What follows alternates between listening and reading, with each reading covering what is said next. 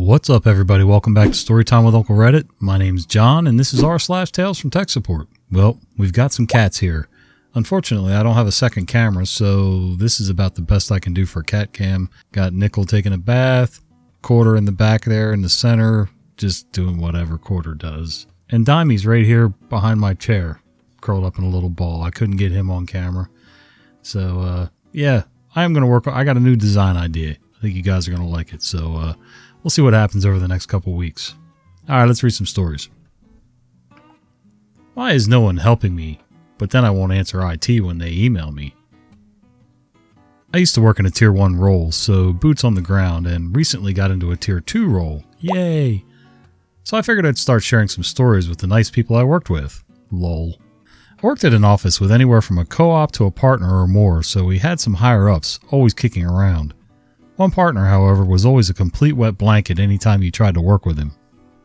There was always the two types, the ones that would chat you up a bit while you helped, and then ones demanding it be fixed and say nothing. He was the latter, sadly.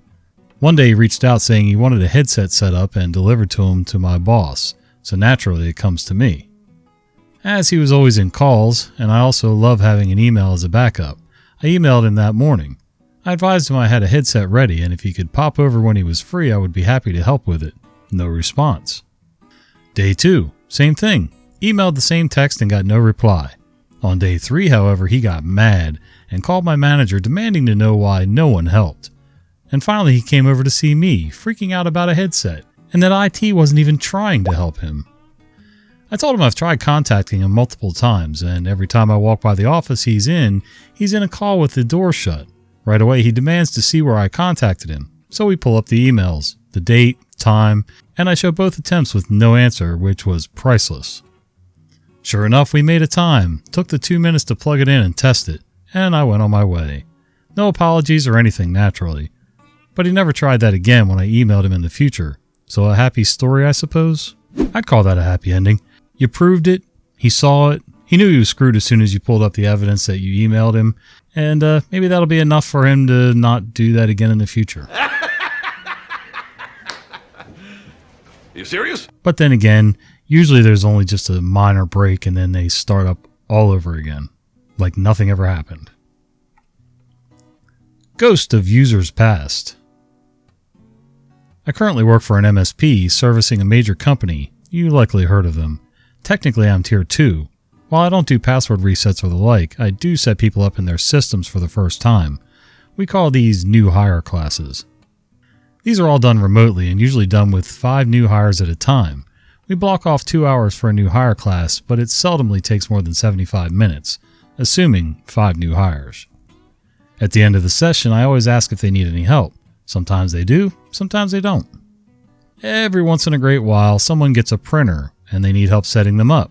Usually this means installing drivers and making the printer the default printer for their system. 25 minutes, tops. At the beginning of July, I did the one-on-one setup with a user. Went pretty smoothly, and at the end, I asked him if he needed help. He stated he had a printer that he needed set up, but that he didn't have the time to set it up right then. I said, no worries, I can reach out the next day to talk him through it. We set up a time and sign off. The next day rolls around and I reach out to the user on Teams. That's how we do 95% of our communicating, at the appointed time. Radio silence. I can see he's on and active, but he didn't respond. Oh well, he's probably busy. No worries. Later in the day I try reaching out to him again. Met with nothing. Wow, this sounds familiar. I do the same the next day and the day after. He doesn't respond. I know he's working because one of my fellow techs got a ticket for him for audio issues with Teams, but he doesn't respond. A week later I reach out and he finally responds. He's having trouble putting the cartridges in the printer. Mind you, the printer is an HP OfficeJet. It's pretty straightforward. Are you stupid or something? I talk him through it and he still doesn't get it. So I find a video that shows how to install the cartridges and I send it to him. And then nothing. I continue hearing nothing for another 2 weeks. Finally I sent an email to him. And I CC'd his manager, my manager, and my supervisor, stating that if I didn't hear from him by close of business, I'd be resolving the ticket, and he'd need to open a new one when he had the time to complete the setup. We usually do this after 3 contact attempts, but I was determined. Usually the user's manager leans on them to respond, but as fate would have it, they were 2 of a kind. I closed the ticket and promptly forgot about it. Fast forward to Thursday morning, and this guy reaches out and asks if I could set up his printer for him. I had to actually open our previous conversation to see who he was. I said no. I couldn't without a ticket, and that he'd need to call our Tier 1 help desk to open a ticket. He says okay. 20 minutes later, he's back and tells me he has a ticket, and he wants me to set up his printer. I told him that the tech who was assigned the ticket would reach out to him. He actually got a bit upset when I couldn't drop everything to set up his printer, 3 months after I originally attempted to. I was up to my ears in resolving a VPN issue and wasn't about to humor him. I told him he'd have to wait until the ticket got assigned. I found out later that his ticket didn't get assigned until late in the day. Friday morning, my manager sends me an IM asking if I had refused to help a user set up his printer, as the user complained to his manager that he had already had a ticket for setting up his printer.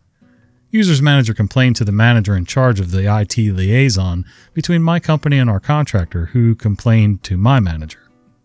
I walked my manager through the timeline, and he actually dug up the CC'd email, which he promptly backed me up and fired it off to the user's manager.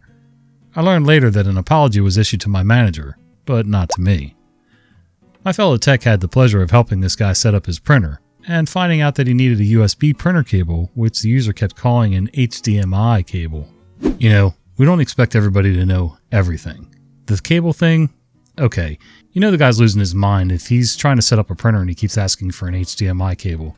So you can bring one of each and usually have your bases covered and be done with it. But when they outright ignore you after setting up an appointment, and they keep ignoring you and keep putting it off, and then get upset because you don't have time right now after they blew you off for 3 months? Nah, screw that. It's funny, I had something, I guess similar, I don't know. It feels the same. I'm selling a bunch of stuff on Facebook Marketplace. It's turning into Craigslist all over again, but anyway. I post a tool. Somebody says, "Hi, is this available?" Yes, it is. "When can I come get it?" Okay, we set up a day and a time and negotiate price if they're trying to get it lower, which everybody is. And I usually price things so that I can knock a few bucks off and everybody's happy. But I gotta say, at least 9 out of every 10 people who contact me about a product or an item or something will stop communicating. They don't show up for their appointment. I say, "Hey, are you coming?" No response. Okay, so I move on to the next person in line. Sometimes they show up, sometimes they don't. But usually I'll eventually find somebody that wants it bad enough to actually show up for the appointed time. And then all of a sudden, this guy, 2 weeks later, shoots me another message through Facebook saying, "Hey, when can I come get it?" I said, "Well, it's already gone."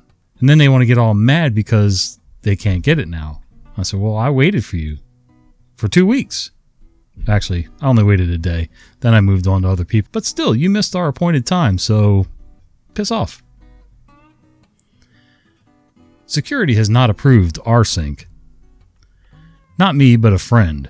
They were working as a sysadmin, and the company needed a tool to synchronize files across servers. They suggested rsync because it was installed on their servers by default, and rsync, a fast, versatile, remote, and local file copying tool. They were informed that rsync was not acceptable because security hadn't approved the tool. Huh? They had to write their own tool. My friend was mostly familiar with Perl, so that's the language they used, and frankly, it's perfect for something like this. Being aware that this tool could be used in many contexts and it needed to be easy to learn, they implemented all the command line arguments that rsync accepted. When they were done, they delivered a powerful, fast, feature-complete tool to handle synchronizing files across servers. Security approved the new tool. It shelled out to rsync. So, I'm not sure I understand, and I like the thought of this rsync. I need to look at that. But what I'm guessing is that they basically wrote enough to be able to backdoor using rsync. Am I missing something here?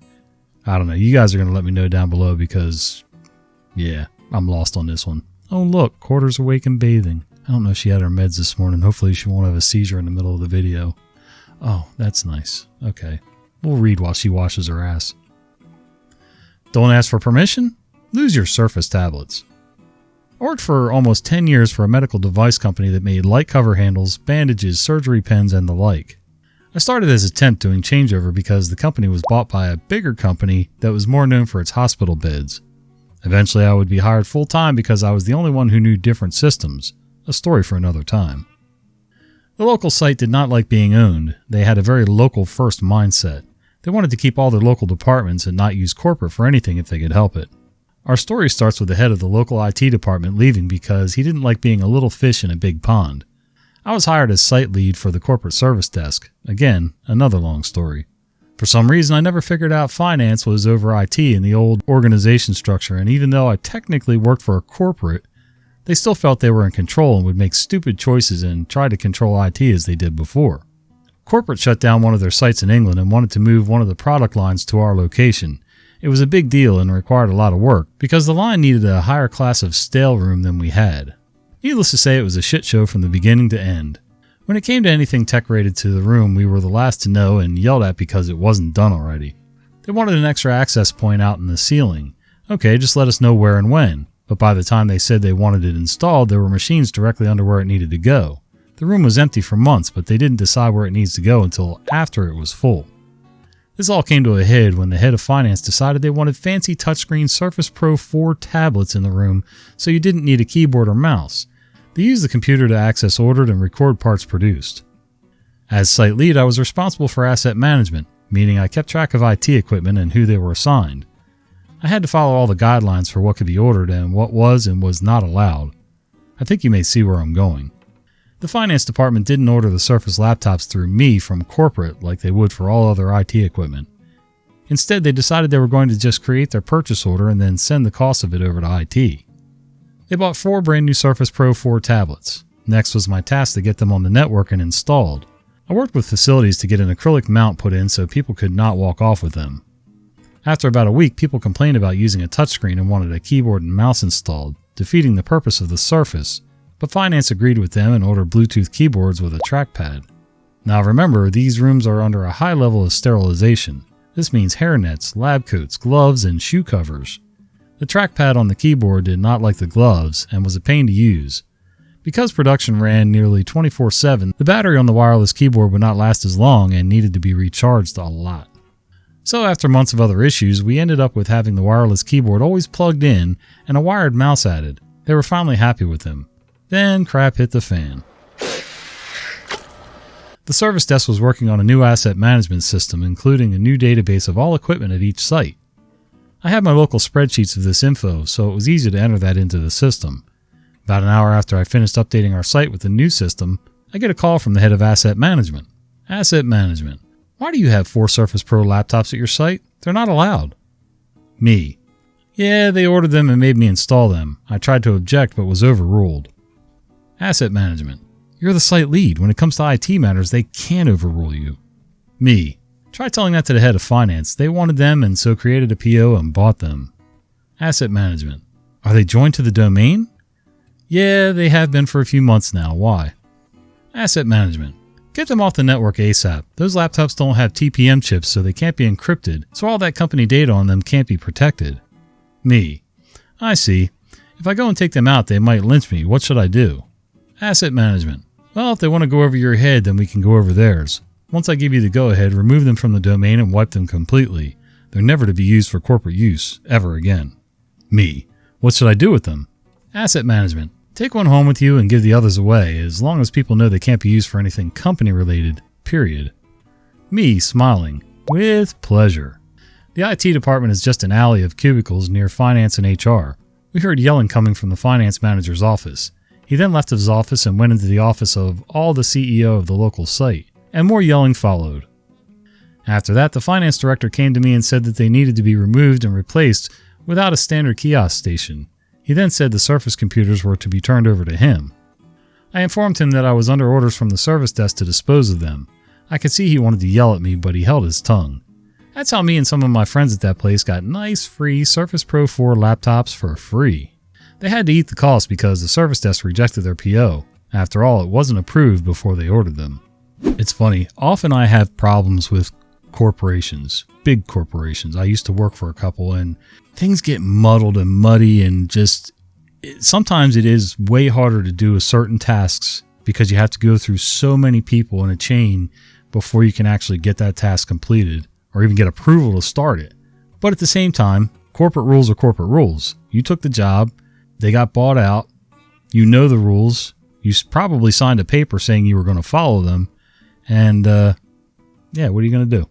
Some people are just so hard-headed that they're going to keep trying to push, though. To me, it's a waste of time. Sometimes you just got to bow down and say, okay, this is how it has to be done. Rules are rules. All right, guys, I hope you enjoyed today's stories. And if you did, would you do me a favor? Would you click like on this video? Subscribe to the channel if you haven't already, and click that little bell icon so you don't miss the fat guy with the beard and finally a couple cats telling you stories. See ya.